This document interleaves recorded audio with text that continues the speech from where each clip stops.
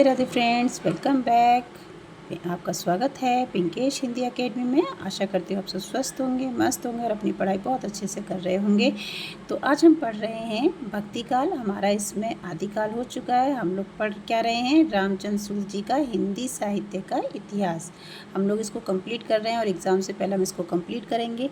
आपके लिए मैं महत्वपूर्ण तथ्य लेके आई हूँ इसमें, तो आप प्लीज़ अपने पास में कॉपी और पेन ज़रूर लेके बैठा कीजिए, कि जब आप इसको पढ़ेंगे तो सिर्फ इम्पॉर्टेंट जो तथ्य हैं वही आप अपनी नोटबुक में नोट कीजिए, ताकि आप एग्ज़ाम के समय आपको इधर उधर भागने की ज़रूरत नहीं पड़े और आप बहुत अच्छे से उसको 2-3 बार रिवीजन कर पाएँ।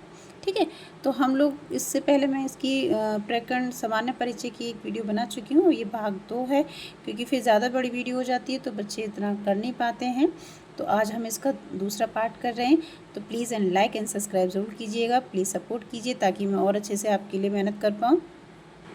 हमने इससे पहले पढ़ा था कि नामदेव के बारे में। ठीक है, नामदेव सीधे साधे सगुण भक्ति मार्ग पर चले जा रहे थे। अब हम पढ़ते हैं कि निर्गुण ब्रह्मा के साक्षात को ही मोक्ष का मार्ग मानता था लाने वाले थे कौन? मोक्ष का मार्ग मानता था, ठीक है, लेकिन उसको लाने वाले कौन थे? ज्ञानदेव। ठीक है, मार्ग में ये अपने प्रिय विठोबा भगवान के वियोग में व्याकुल रहा करते थे। ज्ञानदेव इन्हें बराबर समझाते थे कि भगवान क्या एक ही जगह हैं? वे तो सर्वस्थ हैं, सर्वव्यापक हैं, और ये मोह छोड़ो, तुम्हारी भक्ति अभी एकांकी है, यानी कि तुम सिर्फ अपने एक ही तरफ से करते हो, भगवान तुम्हें नहीं देख रहे हैं। ठीक है, तो ये सब चीज़ें नहीं थी। ज्ञानदेव की बहन मुक्ता भाई के कहने पर एक दिन संत परीक्षा हुई। किसके कहने पर? ज्ञानदेव की बहन के कहने पर। तो सिर्फ हम लोग मुख्य मुख्य जो इम्पोर्टेंट हैं तथ्य बस वही पढ़ेंगे, ताकि आपको अच्छे से वीडियो समझ भी आए और आप नोट भी कर पाएँ। पर चोट खाकर भी कोई विचलित ना हुआ, पर जब नामदेव की ओर बढ़ा तब वे बिगड़ खड़े हुए। इस पर वह कुम्हार बोला, नामदेव को छोड़ और सब घड़े पक्के हैं। बेचारे नामदेव कच्चे घड़े ठहराए गए। इस कथा से ये स्पष्ट लक्षित हो जाता है कि नामदेव को नाथ पंथ के योग मार्ग की ओर प्रवृत्त करने के लिए किसने करा था? ज्ञानदेव से तरह तरह के प्रयत्न होते रहते थे, यानी कि ज्ञानदेव उनको आगे बढ़ाते रहते थे। उनको कहते थे कि भाई गुरु बना लो। ठीक है, सिद्ध और योगी निरंतर अभ्यास द्वारा अपने शरीर को विलक्षण बना लेते थे, और खोपड़ी पर चोट खा कर उसे पक्की करना उनके लिए कोई कठिन बात ना थी। अब भी एक प्रकार के मुसलमान फ़कीर अपने शरीर पर ज़ोर ज़ोर से, ये हमारे लिए इतना इम्पोर्टेंट नहीं है। नामदेव किसी गुरु से दीक्षा लेकर अपनी सगुण भक्ति में प्रवृत्त नहीं हुए थे, अपने ही हृदय की स्वाभाविक प्रेरणा से हुए थे। यानी कि उन्होंने किसी गुरु का नाम नहीं ले रखा था, दीक्षा नहीं ले रखी थी, लेकिन ज्ञानदेव बराबर उन्हें बिनु गुरु होई ना ज्ञान, यानी कि बिना गुरु के कोई ज्ञान नहीं है, को समझाते आ रहे थे। संतों के बीच निर्गुण ब्रह्मा के संबंध में जो कुछ भी कहा सुना जाता था वह ईश्वर प्राप्ति की ओर ही साधना बताई जाती थी। ओके, परमात्मा के शुद्ध निर्गुण स्वरूप के ज्ञान के लिए ज्ञानदेव का आग्रह बराबर बढ़ता गया, यानी कि तुम गुरु बना लो। ज्ञानदेव बार बार नामदेव के लिए बोलते रहते थे। एक दिन स्वयं विठोबा भगवान एक मुसलमान फकीर का रूप धरकर नामदेव के सामने आए। नामदेव ने उन्हें नहीं पहचाना। तब उनसे कहा गया कि वे तो परम ब्रह्मा भगवान ही थे। अतः वे विचारे नामदेव ने नागनाथ नामक शिव के स्थान पर जाकर विसोबा खेचर, यानी कि खेचर नाथ नामक एक नाथ पंथी कनफट्टे से दीक्षा ली। इसके संबंध में उनके ये वचन हैं कि मन मेरी सुई तन मेरा धागा, खेचर जी के चरण पर नामा सिप्पी लागा। ये इम्पोर्टेंट लाइन है कि किसने कही, तो आप बता सकते हैं कि नामदेव ने कही है। ठीक है, ये भी नामदेव की कि सुफल जन्म मोको गुरु कीना, दुख विसार सुख अंतर दीना, ज्ञान दान मोको गुरु दीना, राम नाम बिन जीवन हीना, कि बिना राम के नाम का जीवन बेकार हीन है। ठीक है, तो राम का नाम लेना चाहिए और गुरु बनाना चाहिए। तो ये अब नामदेव के वचन है। पहले वो नामदेव गुरु नहीं बना रहे थे, है ना, तो ज्ञानदेव के कहने पर उन्होंने गुरु बनाए। अच्छा, ये भी नामदेव के ही हैं। नामदेव के समय में ही देवगिरी पर पठानों की चढ़ाइयाँ हो चुकी थी। ये भी ज़्यादा नहीं इम्पोर्टेंट है हमारे लिए, हम सिर्फ इम्पोर्टेंट तथ्य ही कर रहे हैं ताकि आपकी एग्ज़ाम में आपको हेल्प अच्छे से हो पाए। फिर नामदेव जी बोलते हैं कि जाति पाति पूछो नहीं कोई, हरि को भजे सो हरि का होई। ये किसकी लाइन है? नामदेव की है। ये हमारे लिए इम्पोर्टेंट है। फिर है जिनमें सबरी केवट आदि की सुगति तथा भगवान के अवतार लीला का कीर्तन बड़े प्रेम भाव से किया। ये जो लाइनें हैं ये नामदेव की हैं। अम्बरीश को दियो अभय पद, राज विभीषण अधिक करो, नवनिधि ठाकुर दई सुदामहि, ध्रुव जो अटल अजहु ना टर्यो, भक्त हेत मार्यो हरि नाम कुश, नरसिंगे रूप है दे धरो, नामा कहे भक्ति बस के सब, अजहु बलि के द्वार खरो। ठीक है, ये नामदेव ने बोली हुई हैं, ये भी नामदेव ने बोली हुई है। तो ये चीज़ें आप एक दो बार आप अगर पढ़ेंगे तो आपको ये पता लग जाएगा कि किसने बोली है, क्योंकि एक दो पंक्ति पूछ लेते हैं कि भाई ये किसने बोला है, तो आप एक दो बार इनको रिवीजन करेंगे तो इनको अच्छे से कर पाएंगे। ठीक है, ये वाली लाइन इम्पॉर्टेंट है। हिंदू पूजे देहरा मुसलमान मस्जिद, नामा को सोई सेवैया जह देहरा ना मस्जिद। ये लाइन इम्पॉर्टेंट है, तो हम लोग इम्पॉर्टेंट ही कर रहे हैं। फिर हमारे लिए आती है कि नामदेव की रचनाओं में यह बात साफ दिखाई पड़ती है कि सगुण भक्ति पदों की भाषा तो ब्रज या परंपरागत काव्य भाषा है, पर निर्गुण वाणी की भाषा नाथपंथियों द्वारा गृहीत खड़ी बोली या सदुकड़ी भाषा है। ठीक है, ये चीज़ आपको ध्यान रखनी है भाई। ओके, फिर है जहाँ तक पता चलता है कि निर्गुण मार्ग के निर्दिष्ट प्रवर्तक कबीरदास ही थे। किसके? निर्गुण मार्ग के, जिन्होंने एक ओर तो स्वामी रामानंद जी के शिष्य होकर भारतीय अद्वैतवाद की कुछ स्थूल बातें ग्रहण की और दूसरी ओर योगियों और सूफियों की फकीरों के संस्कार प्राप्त किए। वैष्णवों से उन्होंने अहिंसावाद और प्रवृत्तिवाद लिए। ये चीज़ें इंपॉर्टेंट है, ये आप नोट कर लीजिए। ओके, फिर है योगियों के नाड़ी चक्र की कही, सूफियों के प्रेम तत्व की कही, पैगंबरों की कट्टर खुदाबाद की और कही अहिंसावाद की। ये कबीर जी के बारे में बात हो रही है कि वो दोनों निर्गुण धारा के थे, लेकिन वो मुसलमानों की तरफ थोड़े ज़्यादा उनका झुकाव था। ठीक है, तो हम इन्हें पूरे अद्वैतवादी कह सकते हैं और ना एकश्वरीवादी कह सकते हैं। ठीक है, ना तो हम ये कहते हैं कि भाई ये पूजा पाठ करते हैं, ना हम ये कह सकते हैं कि ना जी ये अकेले अपने मन में प्रभु को मानते हैं। तो ये दोनों तरफ का रुझान रखते थे और दोनों ही बातें करते थे। सगुण और निर्गुण के नाम से भक्ति काव्य की दो धाराएं विक्रम की 15वीं शताब्दी के अंतिम भाग से लेकर 17वीं शताब्दी के अंत तक समानांतर चलती रहीं। पहले निर्गुण मत के संतों का उल्लेख उचित ठहरता है। यह निर्गुण धारा दो शाखाओं में विभक्त हुई, एक तो ज्ञानाश्री शाखा और दूसरी शुद्ध प्रेमा मार्गी शाखा सूफियों की। ठीक है, ये आपको इतनी ही लाइन इम्पॉर्टेंट है, ये आपको नोट करनी है अच्छे से।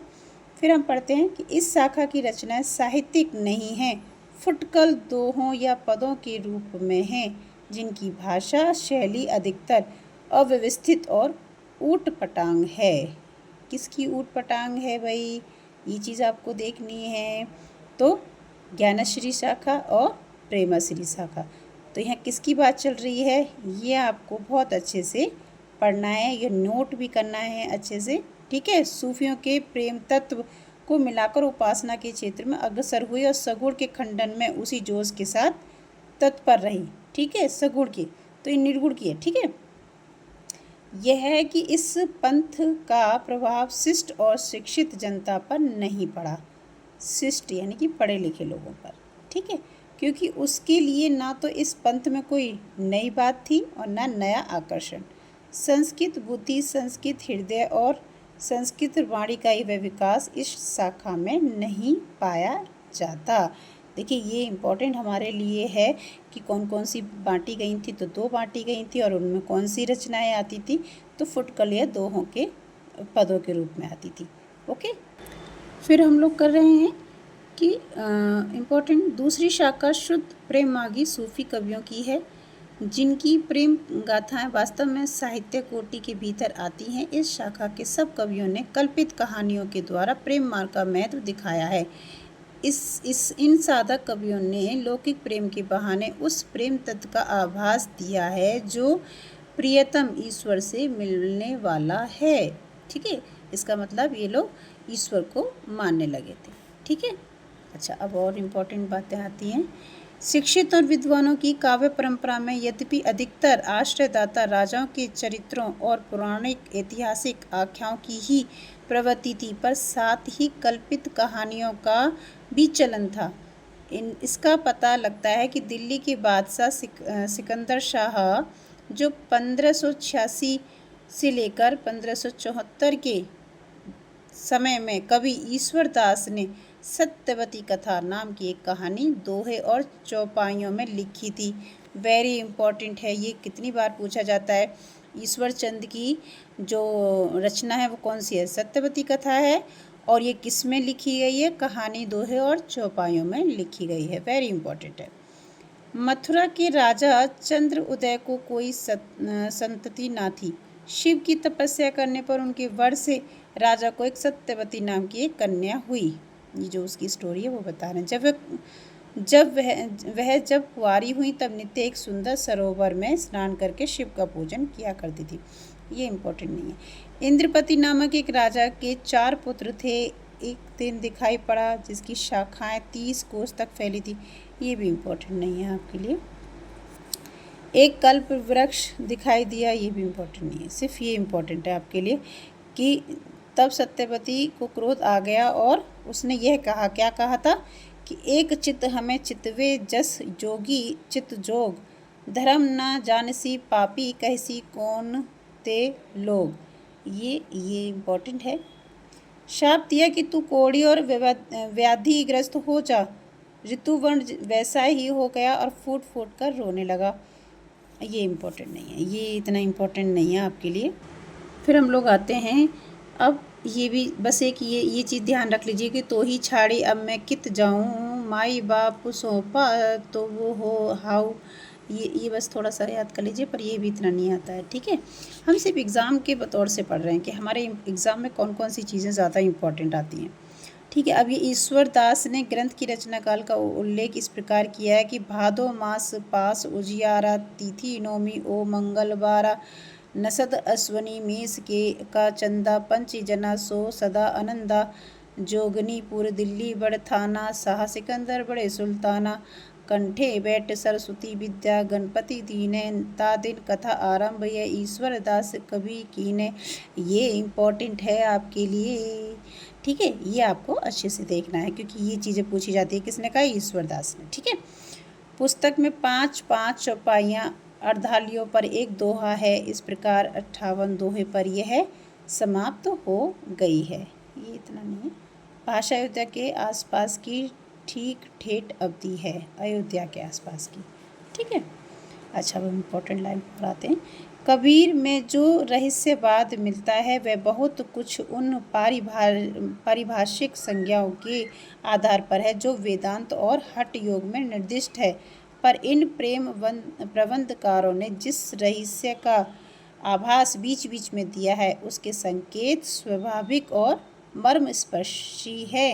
शुद्ध प्रेम मार्गी सूफी कवियों की शाखा में सबसे प्रसिद्ध जायसी हुए। किसमें? शाखा में। कौन सी शाखा में? सूफी शाखा में सबसे प्रसिद्ध कौन हुए? जायसी। वेरी इम्पोर्टेंट, जिनकी पद्मावत थी। अब जायसी की रचना पूछी जाएगी तो कौन सी बताएंगे? पद्मावत। अभी आपसे पूछी थी कि ईश्वर दास की कौन सी थी? सत्यवती। ये आपको बहुत ज़रूरी है, ये नोट करने हैं ये आपको। ठीक है, हिंदी काव्य क्षेत्र में एक अद्भुत रत्न है। कौन? किसकी बात हो रही है? जायसी की, जिन्होंने रचना लिखी थी पद्मावत, उसको बोला जा रहा है रत्न है वो एक प्रकार की।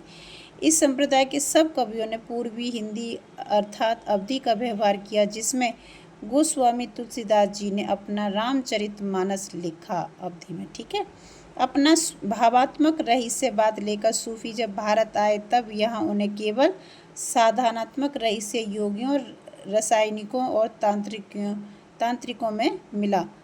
रसेश्वर दर्शन का उल्लेख सर्वदर्शन संग्रह में है। ये इम्पोर्टेंट नहीं, ये वाली लाइन इम्पोर्टेंट है कि गोस्वामी तुलसीदास जी ने कौन सा लिखा था? रामचरितमानस लिखा था। ठीक है, अब कबीर का हो गया और जायसी का हो गया, पद्मावत। ये सब चीज़ें आपको नोट करनी है अच्छे से। यहाँ पे हमारा जो सामान्य परीक्षा था प्रकरण 1 का भक्ति काल का वो समाप्त होता है। इधर कोई इम्पोर्टेंट लाइन नहीं है। तो आशा करती हूँ कि आपको ये वीडियो पसंद आई होगी जानकारी। तो प्लीज़ लाइक एंड सब्सक्राइब कीजिए। धन्यवाद। राधे राधे।